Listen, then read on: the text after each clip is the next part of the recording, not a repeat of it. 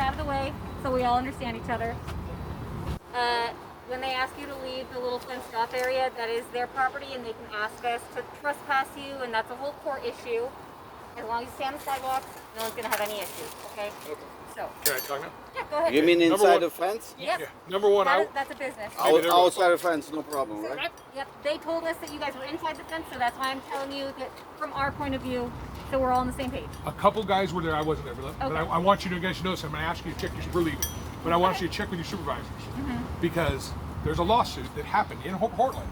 It's called Gathright v. City of Portland. This happened here, this park and Pioneer Courthouse Square. You lost. And yes, we can be in rented places as long as it's public and open to the public. Portland lost. I asked you to check with your supervisors, call your county council.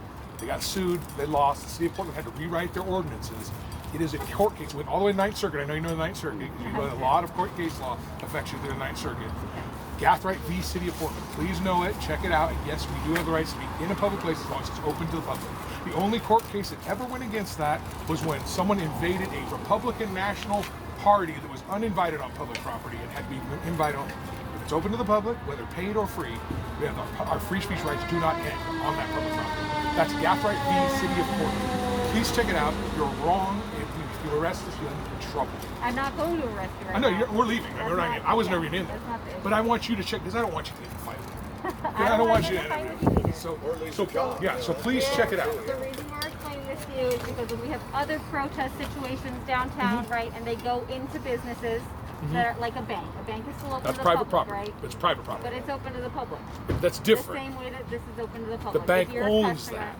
So they rent it out. Yeah, they so rent. They're So in bank control of rents it when they rent it out. Space. But that's what So, Gathright v. City of Portland ruled. They Can do we just not. all agree? So the information they gave us is that you guys were being really rude and scaring their customers.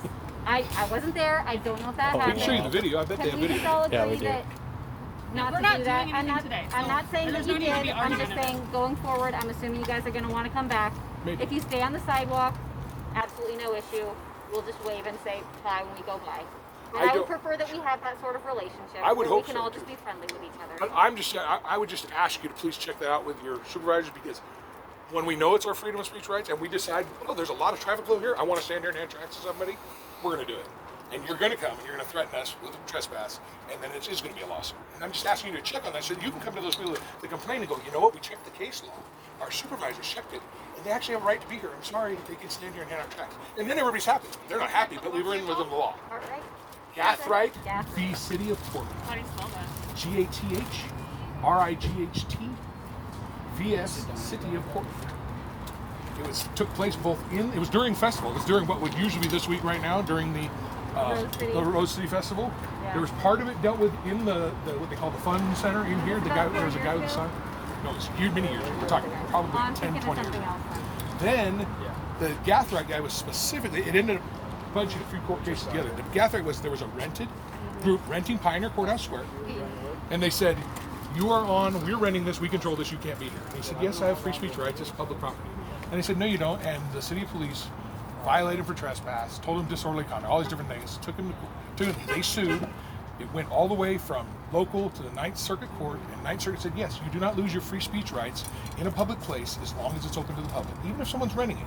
The only time you lose it is if you somehow can prove that your message might be construed to be part of their message, and they don't want you to construe their message, which obviously isn't when someone's preaching something. Yeah, if you were trying to say something else. And that's why when the courts ruled in Boston, back when a gay group tried to get into the Boston St. Patrick's Day parade, they told them, they can kick you out of their parade because they own that parade, and they don't want you messing with their messaging. So they were legally able to do that. Nowadays, that was what happened with Boston. So when you're messing with their messaging.